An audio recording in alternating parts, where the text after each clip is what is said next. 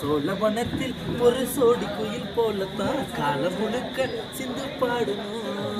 ஒண்ணு கொண்ணு பக்கத்தில பொண்ணு புள்ள நிக்கையில கண்ணு பாடும் மொத்தத்தில கட்டழக அம்மாடி என்ன சொல்ல புருஷன் பொஞ்சாதி பொறுத்தந்தான் இல்லாட்டி வருத்தந்தான் தோணும். அமைஞ்சா அது போல கல்யாணம் பண்ணு இல்ல நீ வாழு தனியால நின்னு.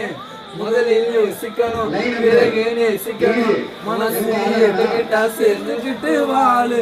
சொத்து வீடு வாசல் இருந்தாலும் சொந்தம் பந்தம் எல்லாம் அமைஞ்சாலும் ஆனா உள்ள ரெண்டும் ஒட்டா விட்டா கல்யாணம் தான் கசக்கும். இட்லி கூட கசக்கும்.